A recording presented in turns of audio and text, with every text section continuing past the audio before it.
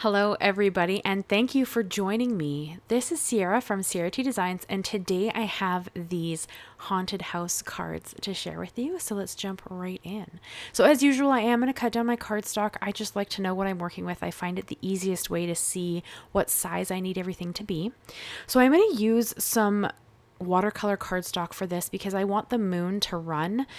So watercolor cardstock is, the best for that in my opinion. I also like cold press watercolor cardstock as a general rule, just because I love the texture of it.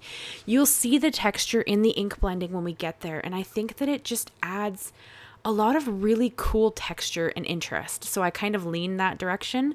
But if that's not your preference, you could of course go with a smoother cardstock as well. Just be aware that if you add water, you might have some issues with it warping. So I'm going to cut down my cardstock. I cut my watercolor pieces down to be about a 1/4 of an inch smaller than my A2 base, and my black mat will be about 1/8 of an inch smaller. I love that thin layer look. It's just something that I really enjoy my cards, and I find that it frames them and really gives them a very, especially when they're this vibrant in color, a really bold look. So that's kind of my preference. You can of course adapt this to be whatever you want it to be, whatever your preference is. This is just what I like to do, so that's kind of what I end up going for. And then I'm going to bring in the Tim Holtz Haunted House die. This is a new one to me. This I think was a re-release for the Halloween season, and I think he did that in August. It takes a while for me to get them, so I only just recently got this in my collection. And I did have to run it through twice. I have a switch, a Big Shot Sizzix Big Shot Switch Plus, I believe it's called, and it's quite a large die cutting machine, and I have a smaller plate that fits in it, but sometimes that means if I'm using a die that's the size of the plate, it doesn't want to cut the bottom or the top, so I did have to run it through twice, but I didn't have any issues. If you have bigger plates, you could of course use those instead. I like to save on space because the Switch Plus has quite a large plate that it comes with, and I like to save on the space when it's going through the cutting machine, so I use a smaller plate unless I'm cutting a really big die. Then I, of course, bust out the full-size plates. But I just find it easier to use the smaller plates when I'm doing this. And then I am going to use my craft pick and just poke out all the windows. I thought this was such a fun die set. I'm not going to add a sentiment. You guys would have seen that in the video, like in the beginning when I kind of showed you the cards as we jumped in. Because I felt like this is one of those cards that it could obviously lean towards Halloween, but if you had a person who loved more spooky aesthetic, you could kind of, maybe it's a birthday card for them. It doesn't have to be limited to being a Halloween card, but if I put that on the front, then that's kind of what you end up seeing instead of, being open to different ideas. So I didn't put a sentiment on this for that purpose, because there are a lot of people out there. I have a pen pal who really, really loves a spooky or aesthetic, and so this would be a great card to send to her, and it doesn't have to be Halloween themed. It can be a birthday card, it could be just like a hey, how is it going card. It can, I'm thinking about you, and it's very specific to a person who would enjoy it. So that is why I skipped the sentiment, but you could of course put in a happy Halloween or anything like that. I would just tuck it down beside the house personally. That's where I would put it, but there's no right or wrong here, completely up to you. So I'm going to bust out my moon mask, and they're stuck to the outside of the plastic because I have pixie spray on them because I use them every year around Halloween ultimately. So I have pixie spray, so I have a removable adhesive on the back, and so they easily just stick on the cardstock. Although keep in mind, watercolor cardstock is textured, so they don't want to stick as much to that just because of that texture. So I could have reapplied the pixie spray. You're going to see when I get to the yellow colors that it really didn't want to hold anymore. So I do end up holding it with my hand instead. Not a big deal. It's just one of those things. You could reapply the adhesive. You could put a double-sided piece of tape on the back. There's a few things you could do. You could just hold it too if you don't want to worry about it. But for my colors, you guys know I love a rainbow. There's never going to be a time where if I get to pick a color choice, I'm not going to choose a rainbow theme of some kind. It makes me smile. And at the end of the day, there's nothing wrong with creating what makes you happy. So I am going to lean towards a rainbow, but you could do this in any colorway you wanted to. There's no right or wrong here.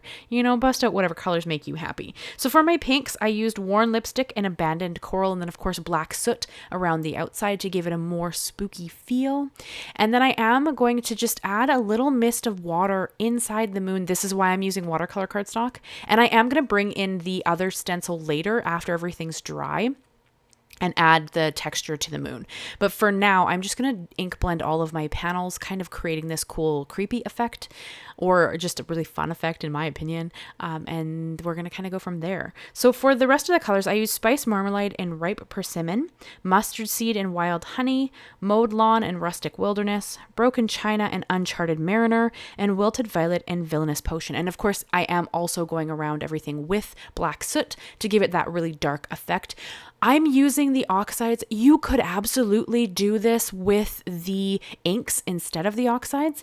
I just like the oxides better, so I always lean that direction, but there's no right or wrong here.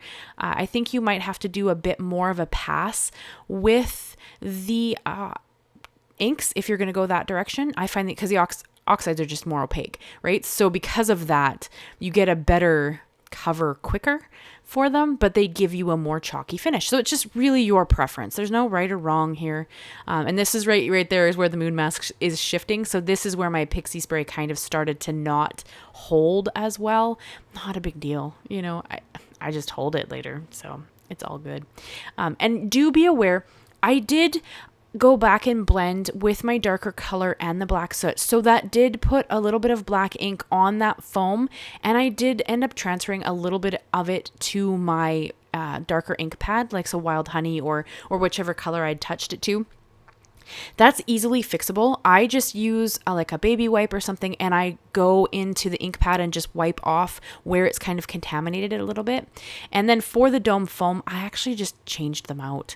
I keep dome foams on hand all the time because I ink blend a lot. So like you can see there that it's quite dirty looking. You could absolutely wash it if you wanted to try to get that off in that way instead. Honestly, I just change them out. I change out my dome foams, not often, but they do rip as you remove them from the tool, and then it gets to the point where they won't even hold on to the tool anymore when you're trying to use them to blend. So I change them out fairly consistently because I ink blend a lot. So keep that in mind. You could, of course, clean the foam instead if you want to try that. There's no right or wrong here, just whatever works for you. Just don't panic if you do contaminate your ink. You can clean it. It is okay. I have done this before. It's not the first time. I'm going to use all my products the way I want to use them, so sometimes I do, contaminate my ink pads. But as long as you're not going oxide into ink, it's fine. Like it's not a big deal. Just don't put oxide in your ink pad because they are a completely different formula. So it's not good. But again, you could probably wipe it with a baby wipe and then, re-ink it or something. Like there's probably still ways to salvage it. I've just never done that, so I don't know if that's possible. But I do know I have done it multiple times by oxide. So you can rescue them. So I'm just going to continue going through my colors to create my rainbow. And I love how these cards turned out. But I love a Halloween-esque theme. Like I know some people really don't enjoy the Halloween theme. But keep in mind, this doesn't have to be creepy. I mean, I went with a haunted house because I thought that was really fun. But if you just wanted to create a fun sky and then put like Santa Claus flying by in front of it, that would be cool too. And it wouldn't give you the same creepy effect. So keep in mind, you can recreate this and make it something that's more to what you prefer to make. There's no right or wrong here. Do whatever works for you, whatever makes you happy. Creating is meant to be fun and, take you away from adulting, because adulting can be hard. We're all out here trying to do our best. So I know I create to, find happiness and smile and just make something fun. And so I want to share that with you guys. So hopefully you're doing that for fun too, and you're not getting too overwhelmed or stressed by your creating.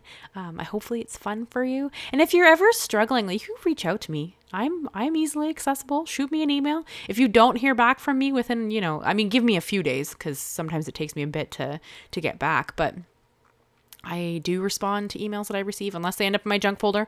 Then leave me a comment and tell me you've written me an email and I'll go looking for it. Because sometimes there's so much junk that it's really hard to keep up on what's a legitimate email that got in the wrong folder and what doesn't belong there. So, but I am easy to reach out to. You can like reach out, ask your questions. You're struggling with a card design, or you want some help with something, or you have a question, reach out. I'm here. And I do respond to all of my comments as well. So any comment you leave, like I said, sometimes it does take me a minute, but I'm easily accessible. So if you need a hand, just reach out. Or you want to just share something you made, you can do that too. I'm happy to chat crafty anytime. So please feel free to reach out to me and we can talk crafties. So I'm going to create kind of a white, it's going to be like behind the black house, but I need it not to show through. And then we're going to ink blend that, and that's going to create the lights within our house. I mean, you could choose not to add that, but that to me, like, you wouldn't see through a house like that. Now, unless every window is broken, I guess, and so you're seeing through the house like that. I didn't like the idea that the house was like that. So I opted to kind of create a piece that's going to sit behind my house, and that would be something I could color in, and that would give you a little more of a creep factor. Like there's someone in the house somewhere maybe, and they're turning on all the lights, and it's, you know, it's just kind of a fun effect. Again, you don't have to add that if you don't want to, and you don't have to add it to every window. I did because I thought that was kind of fun. Like someone's walking through the house and turning on all the lights. Like that's just kind of like an odd thing to be doing. So I thought it was kind of fun and leaned itself towards the more creepy, but totally up to you, whatever works here. So I'm going to cut out a piece of white cardstock to kind of fit behind these windows. And then I'm going to like do that for every house. So I'm going to do this 6 times because I have 6 houses. And this is just because I'm weird like that and I wanted it to work. And then I'm tailoring this size to make sure that it doesn't go behind the fence or anything that's on, because it looks like they have like a little balcony on the top of the house. So I want my windows to be lit up, but I don't want the piece of white to be behind the little balcony pieces, because there's little like fences up there, right? So I'm trying really hard to keep it just in the window pieces. I think there's even a porch on the bottom that I did cover, because I was thinking like, oh, someone left the porch light on, like come visit my creepy house. You know, is what I was thinking. So I had a lot of fun kind of creating this little scene in my mind of like what's going on this card, and I just really enjoyed it. So I want to take a quick minute to thank my members. You guys are phenomenal. I greatly appreciate your support. If you're interested in becoming a member, there is a link in the description that tells you everything that comes with it. They get early access to my videos if you join the fan tier.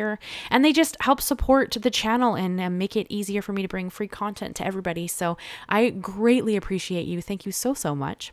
And if you haven't subscribed to the channel and you enjoy my content, please consider subscribing. It would be amazing. It would be a dream to hit 20,000 subscribers by the end of the year. I don't know if that's achievable or not, but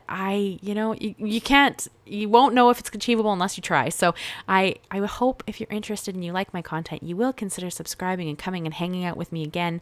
And if you're not, or if you are subscribed, thank you. Thank you so much for coming and hanging out with me. I greatly appreciate it. I can't express how much it means to me that the channel's growing and that you guys like my content and you come and hang out with me weekly, and you share your creations with me. Like it's just phenomenal. So thank you so, so much. So here you see, I finally busted out my, what is that thing called? The glue press. Yeah, the Nuvo, it's not Nuvo, sorry. It's Nuvo glue, but it's by the same people who make Misty. My Sweet Petunia, there we go. I had to think about that for a second. I finally busted out my glue press because I thought it would be fun to use with these really thin details on the house, because I'm kind of gluing in my windows here. And I have to admit, I enjoyed using it. It was really interesting. I jumped back and forth through this video so that I can give it kind of a good old college try. So you saw me use the glue press here, and then I'm going to jump back to my regular Nuvo glue to glue all the bases and the panels together.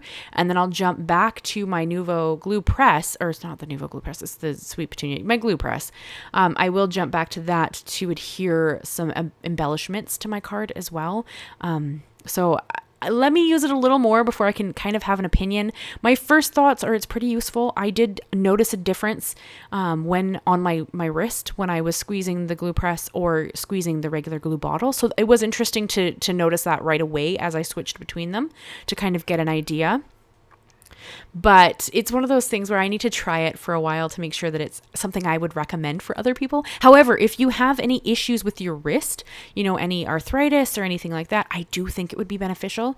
I have tendonitis in my wrists and my shoulder, actually, from being carried for like 12 years or 10 years or whatever I did before I couldn't do it anymore. So it was really interesting to feel the difference in pressure on my wrist. So keep that in mind. If you have any issues, it might be very beneficial for you.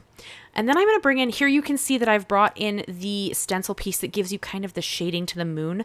I am lightly going in with the lightest color of my set and kind of going over the moon.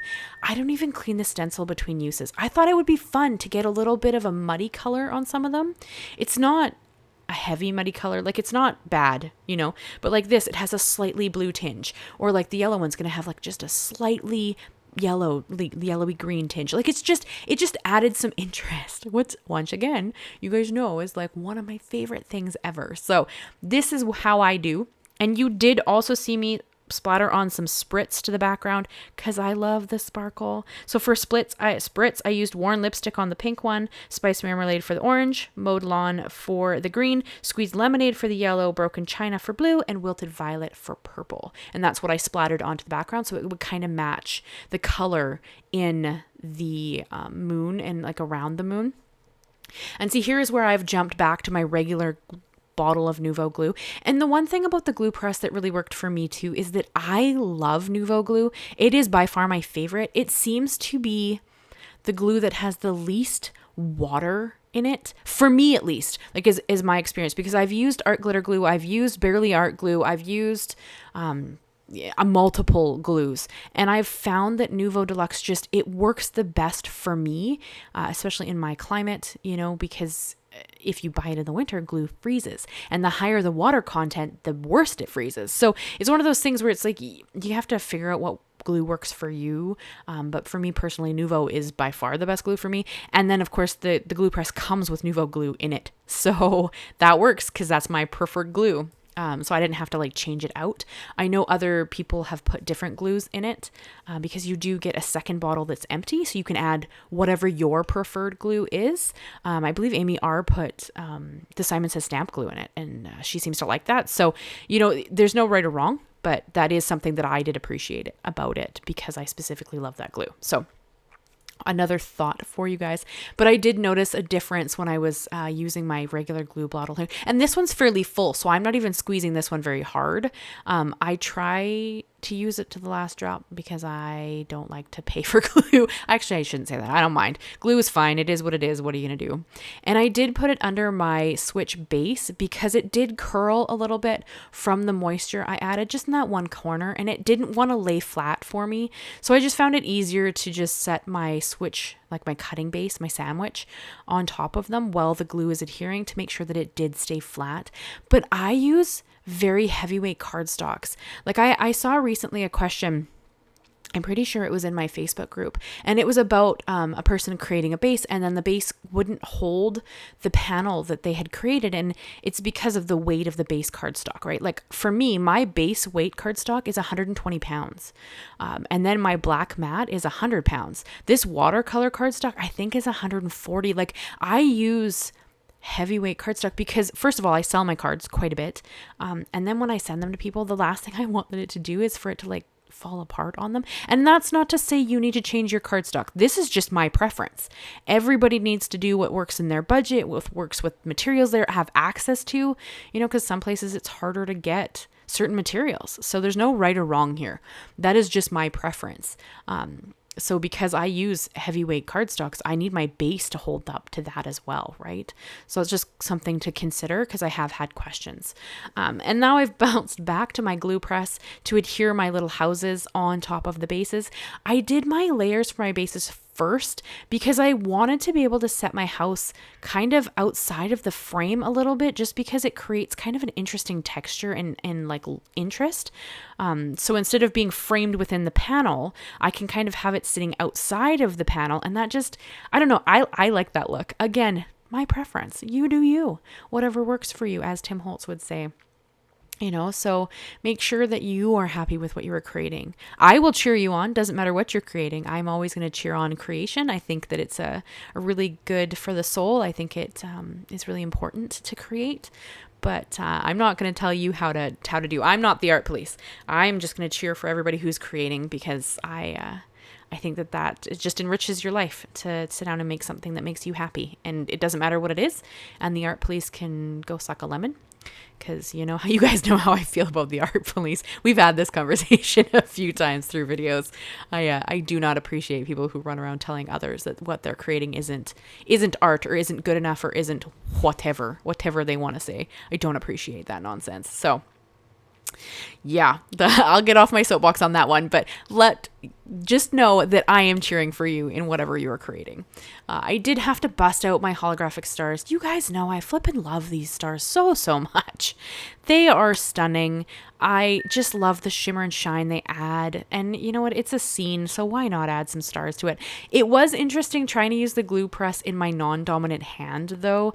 I needed to use the wand in my right hand, so I used the glue press in my left, and that was a little interesting, a little bit difficult. I made it work. It was okay, but it was a bit interesting to kind of pull off. So keep that in mind if you're going to do this. It worked, but it was one of those things where it was kind of funny. It felt really weird.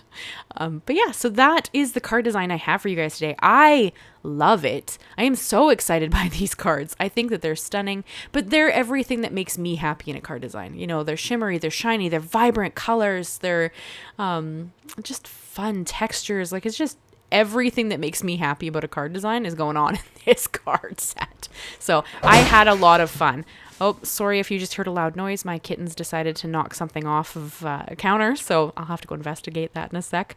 But yeah, I did decide that I really wanted to add a white highlight around the house. It felt a little bare to me, and I love highlights. The highlights don't make sense. This isn't realism here. Like, I didn't take into account where the moon was sitting and how the lights would have shone out the windows, that kind of stuff. I'm just adding white highlights where it makes me happy. There is no right or wrong. You can skip that step. It still looks great. You can add it if you want to. No right or wrong. You do what makes you happy. And then for the inside of these cards, I did add just a little moon and stars stamp. I thought that was so cute to just add it. It was just kind of a fun addition. No right or wrong again. You do you. Whatever makes you happy. You could add a couple of them holographic stars in there. That'd be super cute too. And of course, as always, all of my supplies are linked and listed down below. You can go and check that out if you're interested in anything. And if anything's not available anymore, I do try to find something similar-ish if I can. If it's not listed at all, leave me a comment, and it may be that I forgot, or it's just something I can't find. But I can respond to your comment. So if you have any questions, leave me a like, leave me a comment, and please consider subscribing if you haven't already. I do new videos every Monday and Thursday, and we are creeping closer and closer to the 12 Weeks of Christmas series, and I think I have some fun stuff planned for that, so watch out. Thank you guys so much, and I will see you again very soon. Oh, leave me a moon or a star emoji in your comment if you made it all the way to the end. Thanks, guys. We'll see you again soon. Bye-bye for now.